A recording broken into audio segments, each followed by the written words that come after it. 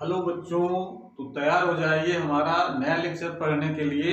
आज हम पढ़ने जा रहे हैं चैप्टर 3 का लेक्चर नंबर 2 और आज हम पढ़ेंगे अनुगमन वेग, जिसका दूसरा नाम अपवाह वेग भी है, जिसको इंग्लिश में हम लोग कहते हैं ड्रिफ्ट वेलोसिटी।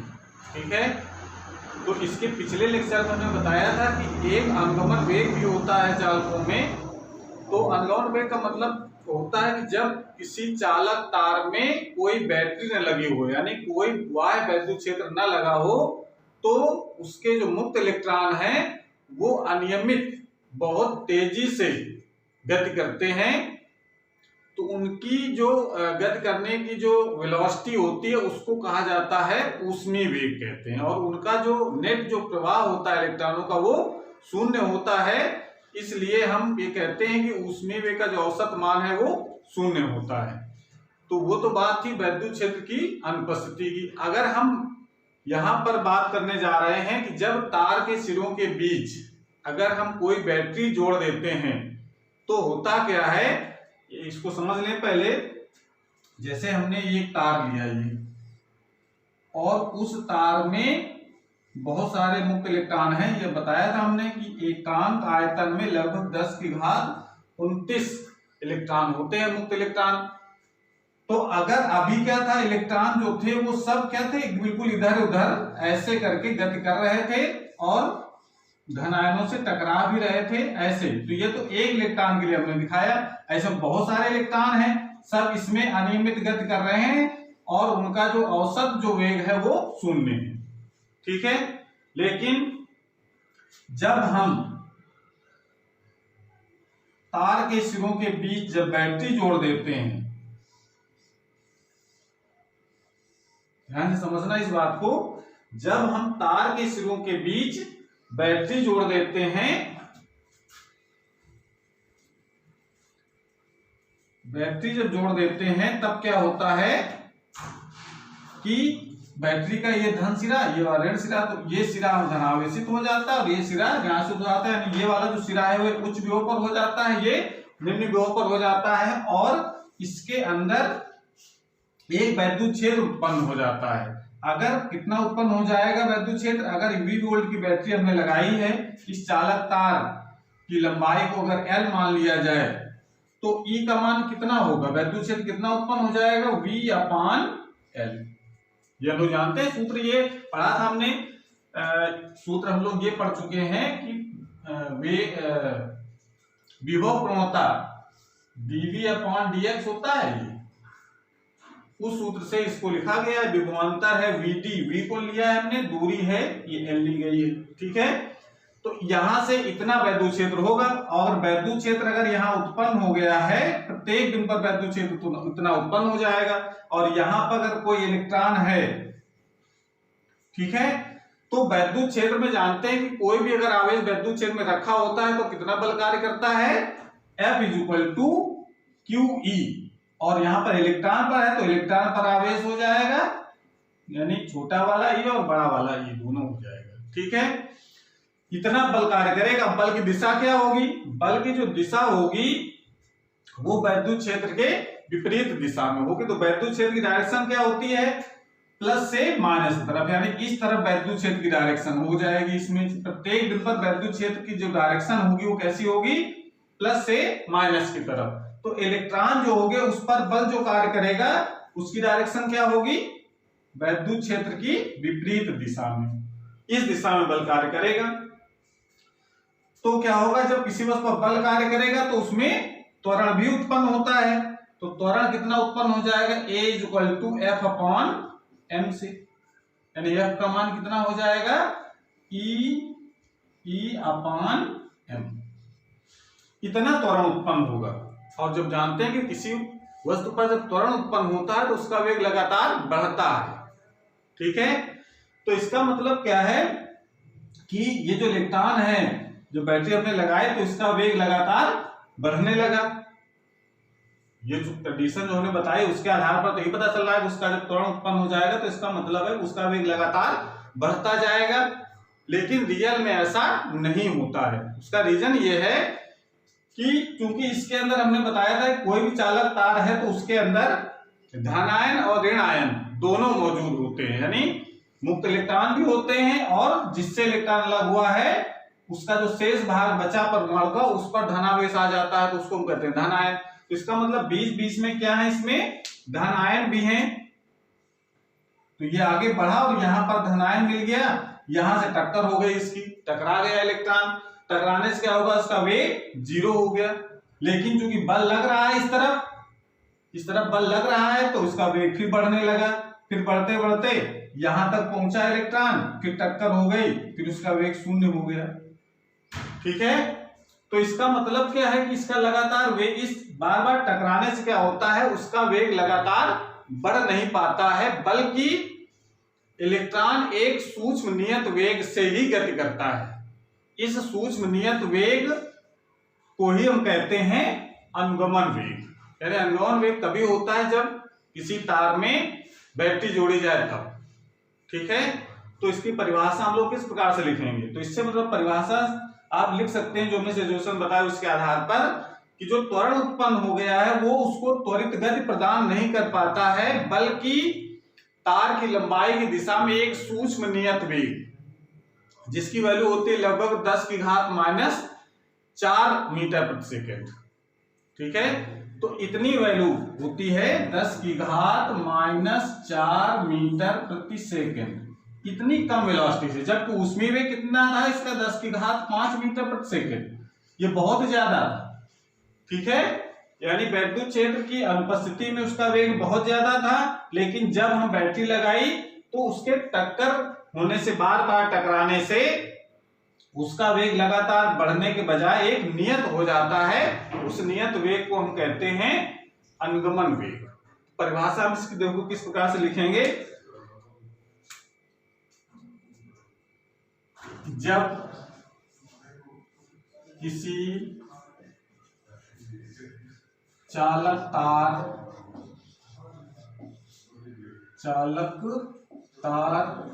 के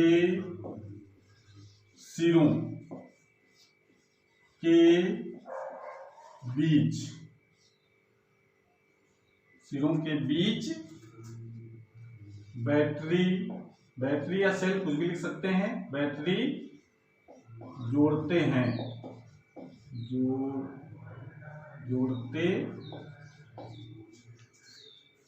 तो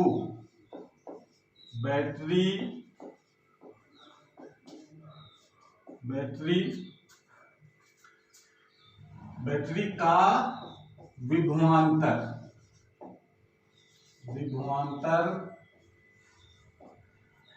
मुक्त इलेक्ट्रॉन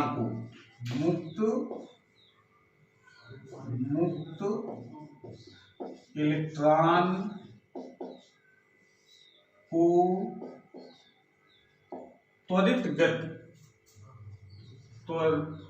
त्वरित गति प्रदान नहीं कर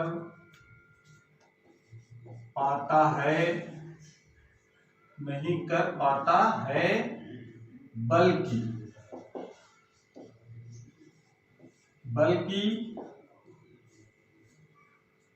तार की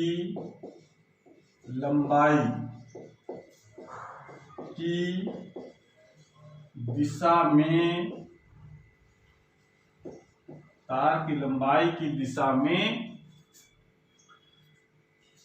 उच्च विभव, यानी जो इलेक्ट्रॉन किस दिशा में चल रहे हैं, ये निम्न विभव है, ये उच्च विभव है, तो उच्च विभव के सिरों की ओर यानी नहीं कर पाता, बल्कि तार की लंबाई की दिशा में उच्च विभव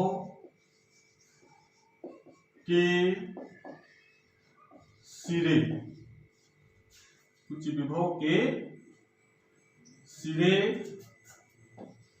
की ओर एक सूक्ष्म नियत वेग ही दे पाता है, सूक्ष्म नियत वेग ही दे पाता है, जिसे ये वेग दे पाता है इस सूक्ष्म नियत वेग को अनुगमन वेग कहते हैं। अनुगमन वेग कहते हैं। ठीक है, परिभाषा इसके एक बार हम पढ़ते हैं फिर। जब किसी चालक तार के सिरों के बीच बैटरी जोड़ते हैं तो बैटरी का विभवांतर मुक्त इलेक्ट्रॉनों को त्वरित गति प्रदान नहीं कर पाता है, बल्कि तार की लंबाई की दिशा में एक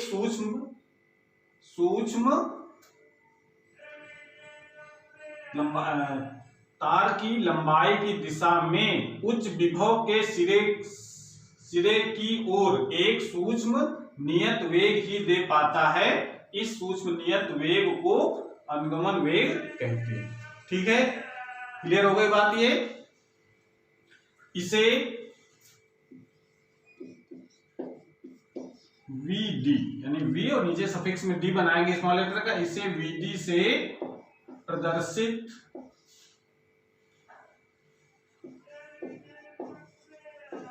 प्रदर्शित करते हैं।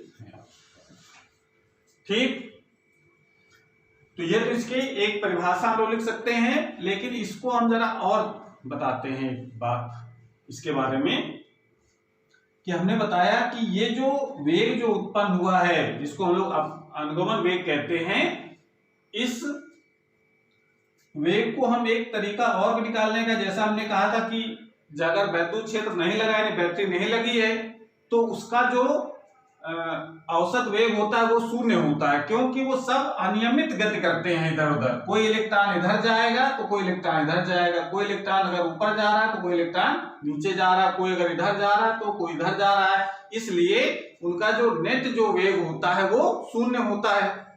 ये कब होता है? जब वैद्युत क्षेत्र अनुपस्थित है तब। लेकिन जब वैद्युत क्षेत्र लगा देते हैं यानी बैटरी जोड़ देते हैं तो क्या होता है कि सारे इलेक्ट्रॉन एक ही दिशा में चलते हैं, वैद्युत क्षेत्र के विपरीत दिशा में। इसलिए उनका जो कुल जो वेग होता है वो शून्य नहीं रहता है। उनका जो भी औसत जो मान आएगा वेग का, उसी को हम लोग कहते हैं अनुगमन वेग। तो अगर हम ये बात करें कि वैद्युत क्षेत्र की, आप लिख सकते हैं यदि वैद्युत क्षेत्र की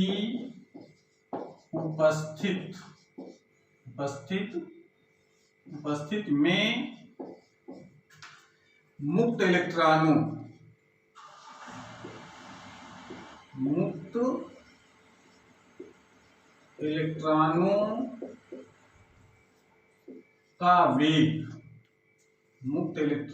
का वेग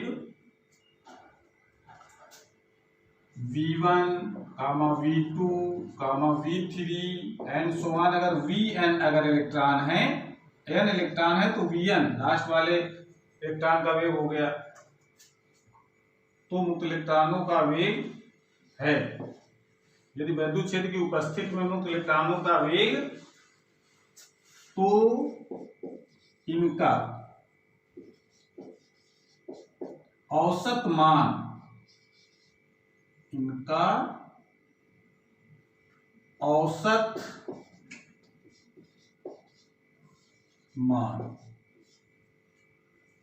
यानी जो वेग है उनका औसत मान, तो इनका औसत मान ही अनुगमन वेग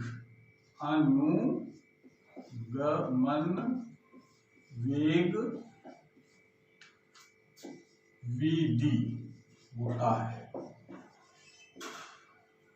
ठीक है ना? तो क्या लिख सकते हैं इसको हम, अगर इसको हम गणित के फॉर्म में लिखना चाहें तो लिख सकते हैं VD is equal to V1 plus V2 plus V3 plus and so on Vn upon n। ये सूत्र होता है अनुगमन वेग। ठीक है ना, इसकी जरूरत है आगे, तो इसलिए इसको दिमाग में रखना है कि वैद्युत क्षेत्र की उपस्थिति में जो इलेक्ट्रॉनों का जो वेग होता है उसका तो औसत मान शून्य रहता है। ठीक है, लेकिन अगर वैद्युत क्षेत्र की उपस्थिति की बात करें, वैद्युत क्षेत्र की उपस्थिति में अगर बात करते हैं तो जो इलेक्ट्रॉनों का जो वेग होता है जिसको हम लोग अनुगमन वेग कहते हैं, तो एक इलेक्ट्रॉन का अनुगमन वेग कितना है v1, दूसरे का v2, तीसरे का v3, ऐसे करके अगर n इलेक्ट्रॉन है तो उन सब के वेगों का औसत निकाला जाए तो v1 plus v2 plus v3 and so on upon n आएगा। ये मान आता है vd के बराबर, इसी को हम लोग अनुगमन वेग कहते हैं। ठीक है, तो ये चीज क्लियर हो गई, चलिए इसको नोट कर लें।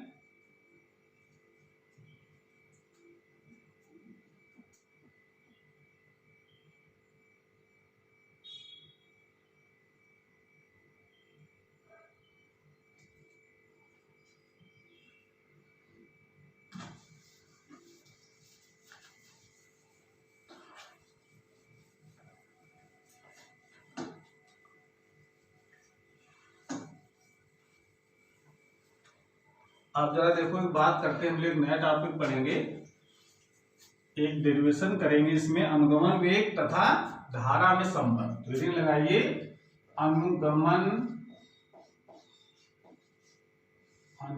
वेग तथा वैद्युत धारा, अनुगमन वेग इसको हम लोग लिख देते हैं Vd, तथा वैद्युत धारा, वैद्युत धारा I में संबंध। ये दोनों के बीच हमको रिलेशन निकालनी है कि Vd और I के बीच में क्या संबंध होता है। तो इस संबंध निकालने में देखिए, जब भी बात करेंगे, जब वैद्युत क्षेत्र लगा होगा यानी बैटरी लगी होगी, जब भी इलेक्ट्रॉन जब चलेंगे तो हमेशा कितने वेग से चलते हैं, जैसे ये कोई तार हो गया और इस तार में कोई इलेक्ट्रॉन है, इलेक्ट्रॉन ये हो गया। ठीक है, अगर हमने यहां पर बैटरी अगर लगाई है जिसकी लंबाई तार के अगर हम L मान लेते हैं, उसका जो क्रॉस सेक्शन एरिया है वो A है, तो ये सिरा प्लस का हो जाएगा बैटरी की जोड़ने से, ये सिरा माइनस का हो जाएगा। तो वैद्युत क्षेत्र की जो डायरेक्शन होगी वो प्लस से माइनस की तरफ होती है, तो जो इलेक्ट्रॉन पर जो बल लगेगा वो किस तरफ लगेगा, इस तरफ। ठीक है, तो जो इलेक्ट्रॉन जिस वेग से चलेंगे वैद्युत क्षेत्र की उपस्थिति में, इस वेग को ही हम लोग कहते हैं अनुगमन वेग। ठीक है, तो अब ये दिमाग में रखना है कि जब भी अगर वैद्युत क्षेत्र की उपस्थिति की बात करेंगे, यानी बैटरी लगी होगी, वहां पर अगर इलेक्ट्रॉन कितने वेग से चलते हैं, अनुगमन वेग चलते हैं। बहुत ही सूक्ष्म वेग होता है ये, यानी ड्रिफ्ट माने मतलब ही होता है खिसकना, यानी धीरे धीरे खिसकते हैं उच्च विभव की ओर।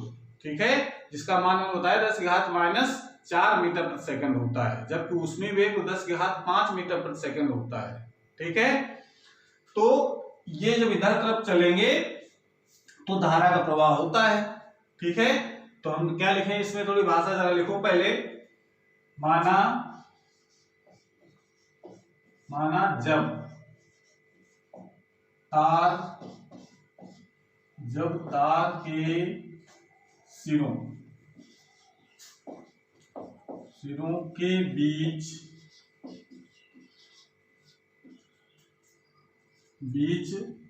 विभवांतर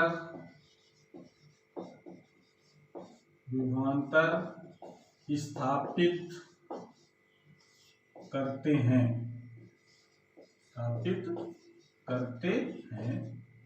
तो तार में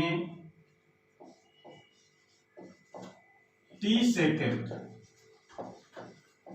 में Q कूलाम आवेश प्रवाहित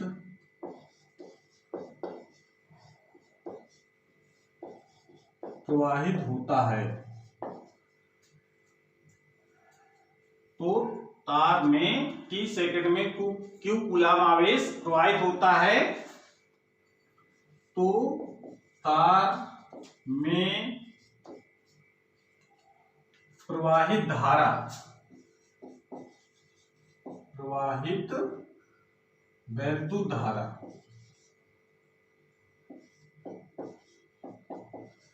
वैद्युत धारा कितनी हो जाएगी, I is equal to Q upon T. यानी जैसे हमने बैटरी जोड़ी उस तार में टी सेकंड में क्यू आवेश प्रवाहित होने लगा, यानी क्यू आवेश भाई प्रवाहित कौन सा होता है, इलेक्ट्रॉन प्रवाहित होते हैं। तो इलेक्ट्रॉन, कितने इलेक्ट्रॉन चल रहे हैं, वो टोटल उनका आवेश क्यू अपॉन टी कर देंगे तो धारा का मान निकल आता है। ये परिभाषा हम लोग जानते हैं वैद्युत धारा की, ठीक है। तो इलेक्ट्रॉनों का वेग कितना होगा, तो आगे लिखिए जरा इसमें, माना अब हमारा उद्देश्य केवल ये है कि कितना आवेश प्रवाहित हो रहा है टी सेकेंड में, ये अगर ज्ञात कर लें हम तो यहां पर रख देंगे तो धारा के बीच में रिलेशन प्राप्त हो जाएगा। तो अब हम अगला हमारा उद्देश्य ये है कि हम ये निकालें कि टी सेकेंड में कितना आवेश प्रवाहित हो रहा है। तो चूंकि चल इलेक्ट्रॉन रहे हैं तो पहले तो ये निकालें कि कितना इलेक्ट्रॉन चलता है। और एक इलेक्ट्रॉन का आवेश हमको पता है कि स्मॉल ई होता है, तो इलेक्ट्रॉनों की संख्या उसमें मल्टीप्लाई करा देंगे तो कुल आवेश निकल आएगा। तो क्या लिखें इसमें, माना इलेक्ट्रॉनों का, माना इलेक्ट्रॉनों का अनुगमन वेग, अनुगमन वेग वीडी है, वीडी है, वीडी है, और वीडी है और तार में प्रत्येकांक, प्रत्येकांक आयतन में मुक्त इलेक्ट्रॉनों की संख्या, मुक्त इलेक्ट्रॉनों की संख्या n है, संख्या m है, n है। यानी हम ये कितने टोटल इलेक्ट्रॉन है इस तार में, इससे हमें कोई मतलब नहीं है। हम ये मान लिया कि एकांक आयतन में, या एकांक आयतन में इलेक्ट्रॉनों की संख्या इतनी है, जिसको हम लोग कहते हैं चार्ज डेंसिटी भी कहा जाता है। एकांक आयतन में जितने मुक्त इलेक्ट्रॉन होंगे वो संख्या हमने मान रखी है n है, ठीक है। उसके बाद आगे हम लोग इसे और लिख लेते हैं, तथा तार के अनुप्रस्थ, अनुप्रस्थ परिच्छेद, अनुप्रस्थ परिच्छेद, अनुप्रस्थ परिच्छेद का क्षेत्रफल, का क्षेत्रफल ए है। ये तीन चीजें हमने मान ली हमने कि माना इलेक्ट्रॉनों का अनुगमन वेग वीडी है और तार में प्रत्येकांक आयतन में मुक्त इलेक्ट्रॉनों की संख्या n है तथा तार के अनुप्रस्थ परिच्छेद का क्षेत्रफल a है, ठीक। अब हम देखो इसमें एक चीज और हम एज्यूम करेंगे कि इसके यहां पर मान लेते हैं कि एक क्रॉस सेक्शन एरिया हमने मान लिया बीच तार में, जिसमें ये बहुत सारे इलेक्ट्रॉन हैं। यहाँ इलेक्ट्रॉन चूंकि इस तरफ चल रहे हैं सब, तो जितने इलेक्ट्रॉन हैं, अगर हम ये कहें कि एक सेकंड में इलेक्ट्रॉन कहाँ पहुंच जाएंगे, तो हम मान लेते हैं एक सेकंड में इलेक्ट्रॉन पहुंच जाते हैं यहाँ पर। क्योंकि पीछे से सारे इलेक्ट्रॉन आ रहे हैं ऐसा नहीं है, जब भी हम विभवांतर लगाएंगे यानी बैटरी लगाएंगे तो क्या होगा, सब इलेक्ट्रॉन इस दिशा में चलेंगे। तो हमने ये एक कल्पना की है कि हमने ये एरिया मान लिया तार का ए है, जिसका क्षेत्रफल हमने माना है, सारे पूरा एक समान मोटाई का तार हमने लिया है, तो ये सब एरिया कितना माना ए। ये इलेक्ट्रॉन सब इस दिशा में चल रहे हैं, ठीक है।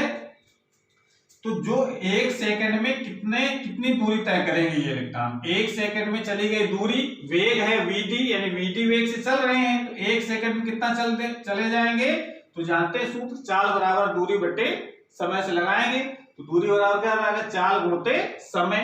तो दूरी कितनी ट्रेवल करेंगे ये एक सेकंड में, ये दूरी हमारी हो जाएगी vd, 1 सेकंड में चली गई दूरी है ये, ठीक है। तो 1 सेकंड में वो इलेक्ट्रॉन जो यहां थे वो यहां आ गए, तो इसके पीछे जो लगे थे वो क्या हो जाएंगे, इसके अंदर एंट्री मारेंगे वो, तो यहां पर सारे इलेक्ट्रॉन भरते जाएंगे। तो 1 सेकंड में ये कितना आयतन इसने कवर कर लिया इलेक्ट्रॉनों ने, ये हमको ज्ञात करना है, ठीक है ना। तो पहले तो ये निकालेंगे 1 सेकंड में अनुप्रस्थ परिच्छेद से कितने इलेक्ट्रॉन गुजरते हैं।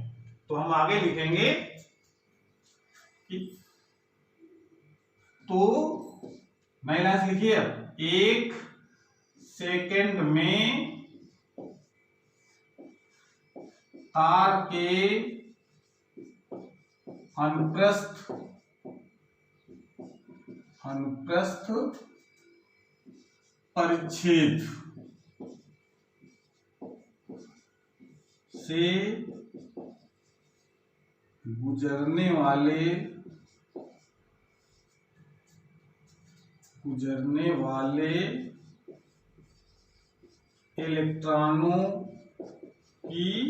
परिच्छेद से गुजरने वाले इलेक्ट्रॉनों की संख्या कितनी हो जाएगी। 1 सेकेंड कितने इलेक्ट्रॉन गुजरेंगे इससे, तो जितने इसके अंदर से गुजर करके जो यहां आ गए वो सारे तो इससे गुजरे हैं, इसके अनुप्रस्थ परिच्छेद से। जो एरिया हमने ए मान रखा है, इस बात को ध्यान समझना। अगर हम ये माना यहां से पर इलेक्ट्रॉन है और वो 1 सेकंड में वो चल करके यहां आ गए, तो 1 सेकंड में जो पीछे इलेक्ट्रॉन लगे थे वो भी तो इसी के अंदर से होकर के पीछे की तरफ आए हैं। तो इसका मतलब कितने गुजर चुके हैं 1 सेकंड में इलेक्ट्रॉन इससे। तो कैसे निकालेंगे कि 1 सेकंड में जितनी दूरी ये पहले जो लाइन पर खड़े थे वो 1 सेकंड में यहां से चल करके यहां आ गए, ठीक है। तो बाकी इलेक्ट्रॉन इसके अंदर एंट्री मारते गए और धीरे धीरे यहाँ पर इकट्ठा होते गए। तो इतने आयतन में जितने इलेक्ट्रॉन इकट्ठा हो गए हैं वो सब इसी अनुप्रस्थ परिच्छेद से होकर के गुजरे हैं। बात क्लियर हो रही। तो 1 सेकंड में कितना आयतन कवर कर लिया इलेक्ट्रॉनों ने।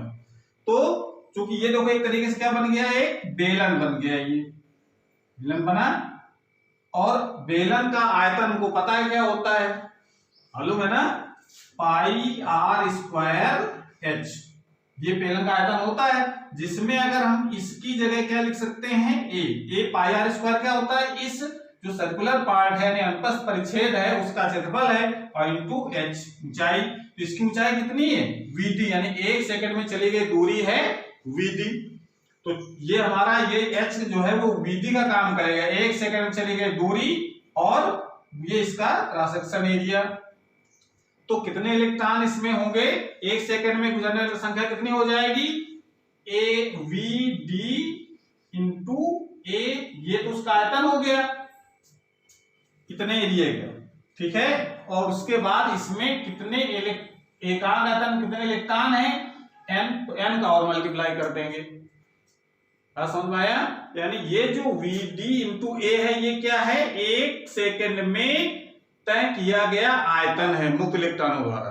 तो और एकांक आयतन में इलेक्ट्रॉनों संख्या हमने क्या मानी है, एन है। तो जब एकांक आयतन में एन है तो वीडी इंटू ए आयतन में कितना हो जाएगा, एन का मल्टीप्लाई कर देंगे। तो ये निकल आएगा कि 1 सेकंड में तार के अनुप्रस्थ परिच्छेद से गुजरने वाले इलेक्ट्रॉनों की संख्या वीडी इंटू ए इंटू एन हो जाएगी। बात क्लियर हो गई। चलिए उसके बाद इसमें हम लोग जब 1 सेकंड में पता चल गया कितने इलेक्ट्रॉन गुजर रहे हैं, तो 30 सेकंड में कितने गुजरेंगे ये भी निकाल सकते हैं। तो अगर ये बात समझ में आ गई है तो आगे कहानी बिल्कुल आसान हो गई। 30 सेकंड में तार के अनुप्रस्थ परिच्छेद से गुजरने वाले इलेक्ट्रॉनों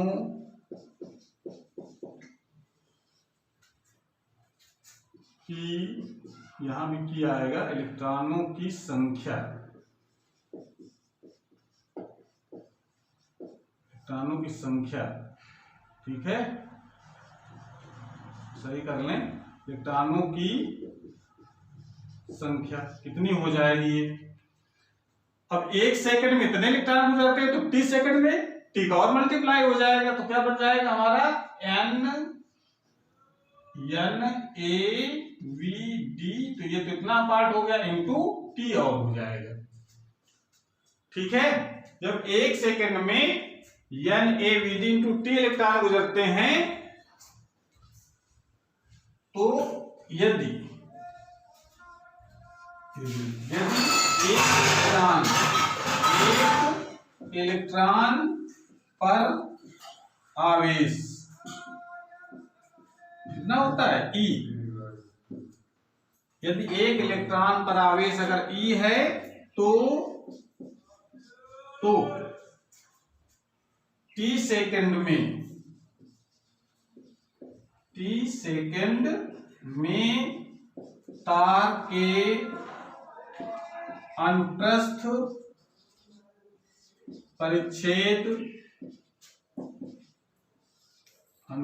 परिच्छेद से